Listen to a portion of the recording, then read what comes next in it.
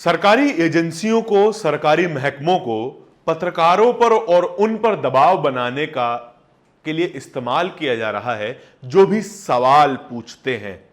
The wire पर आज Delhi police की रेड हुई है। सिद्धार्थ वरदराजन और द वायर के एडिटर एम के वेणु के घर आज पुलिस पहुंच गई और छानबीन करने लगी। उनके सभी डिवाइसेस की जो है वो जांच की गई है। क्यों की गई है ये आपको खबर बताऊंगा। नमस्कार, मेरा नाम है धारण और Meta versus the wire case की अपडेट आपके लिए लेके आया हूं। कुछ दिनों पहले द वायर पर एक खबर छापी गई थी जो कहती है कि अमित मालवीय, बीजेपी आईटी सेल के प्रमुख, उनके पास कुछ प्रिविलेजेस हैं एक टेक जायंट मेटा कंपनी में।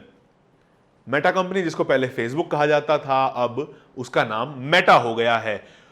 उस रिपोर्ट में यह कहा गया था कि अमित मालवीय के कहने पर मेटा ने फेसबुक और इंस्टाग्राम से करीब 700 से ज्यादा पोस्ट हटा दिए और अमित मालवीय ने इस सभी रिपोर्ट के बाद द वायर पर केस कर दिया। बीते शुक्रवार को अमित मालवीय ने स्पेशल कमिश्नर पुलिस क्राइम को एक कंप्लेंट भेजी और कहा कि यह मानहानि है मेरी, और उन पर एफआईआर जो है वो दर्ज करवा दी गई। और सोमवार की सुबह सिद्धार्थ वरदराजन जो कि वायर के फाउंडर हैं और एम के वेणु के घर पुलिस पहुंच गई सब जांच पड़ताल करने के लिए। पुलिस ने कहा है कि इसी मामले में हमने सिद्धार्थ वरदराजन और एम के वेणु के सभी इलेक्ट्रॉनिक डिवाइस की जांच की है और सबूत इकट्ठा किए हैं।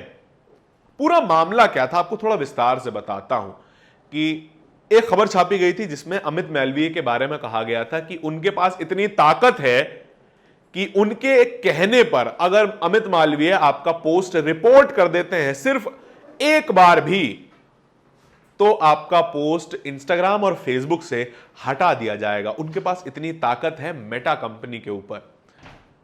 और इस रिपोर्ट के बाहर आने के बाद मेटा ने जो है वो उस बात को डिनाई कर दिया। फिर मार्क ज़करबर्ग की कंपनी मेटा ने इस बात को डिनाई कर दिया और कहा कि ये सब जो है वो एक फर्जी केस है। और इसके बाद सिद्धार्थ वरदराजन समेत 4 और लोगों के ऊपर, जो उनके टॉप एडिटोरियल के लोग हैं, उनके ऊपर केस दर्ज किया गया। आईपीसी की धारा लगाई गई 420, 468, 469, 500 और 120 बी। ये सभी जो है वो चीटिंग और मानहानि की धाराएं हैं। मानहानि की धारा क्या होती है? जब भी कोई पत्रकार बिना सबूतों के कुछ छापता है या कुछ लिखता है तो उस पर मानहानि का दावा किया जा सकता है। और अमित मालवीय का कहना भी यही है कि जो वायर ने रिपोर्ट छापी है उसका कोई ठोस वजह नहीं है, उसकी कोई ठोस जो है उनके पास सबूत नहीं है कि मैंने जो पोस्ट रिपोर्ट किए हों और वही पोस्ट अकेले मेरे रिपोर्ट करने पर मेटा ने हटा दिए हों।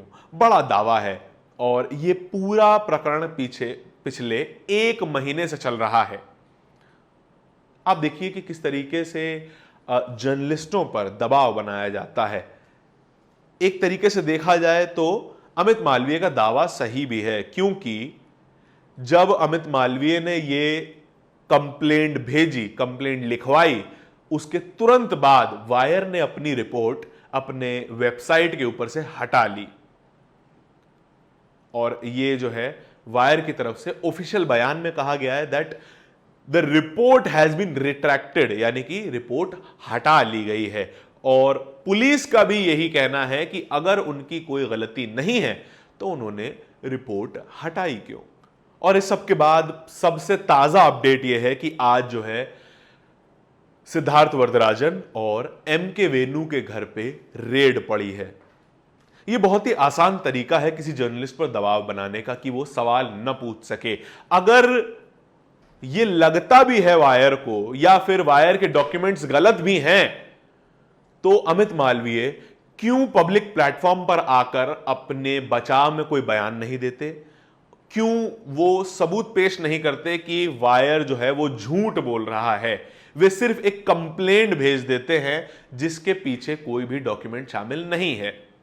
ऐसा मैं नहीं कह रहा, इंडियन एक्सप्रेस कह रहा है कि अमित मालवीय की कंप्लेंट के पीछे कोई डॉक्यूमेंट नहीं है, जबकि वायर ने काफी सारे डॉक्यूमेंट्स का जो है हवाला दिया है अपनी रिपोर्ट के अंदर। लेकिन वो रिपोर्ट सबसे कमजोर तभी पड़ जाती है जब उस रिपोर्ट के, इस कंप्लेंट के बाद हटा लिया जाता है। मेटा ने भी काफी बार इसमें बयान दिया है कि हम जो है लीगल केस करने वाले हैं वायर के ऊपर कि वो जो है फर्जी डॉक्यूमेंट क्रिएट करके हम पर झूठा इल्जाम लगा रहे हैं और इससे सीधा सीधा मानहानि का मुकदमा बनता है। वायर के लिए यह बहुत ही क्रिटिकल सिचुएशन है। एक तरफ अमित मालवीय, दूसरी तरफ मेटा और बीच में फंसा हुआ है भारत का एक मीडिया संस्थान द वायर। आपके क्या विचार है कि क्या अमित मालवीय के पास इतनी ताकत है कि उनके महज एक बार रिपोर्ट कर देने से कोई सोशल मीडिया का पोस्ट हटा लिया जाए? और दूसरी तरफ यह भी सवाल बनता है, जब हजारों बार मास रिपोर्ट होने के बाद भी बीजेपी के काफी सारे नेताओं की हेट स्पीच नहीं हटाई जाती है। टी राजा सिंह, अनुराग ठाकुर, परवेश वर्मा, ऐसे नेताओं की फहरिस्त बहुत लंबी है जो कि खुले मंचों से हेट स्पीच देते आए हैं, लेकिन उनके पोस्ट नहीं हटाए जाते हैं।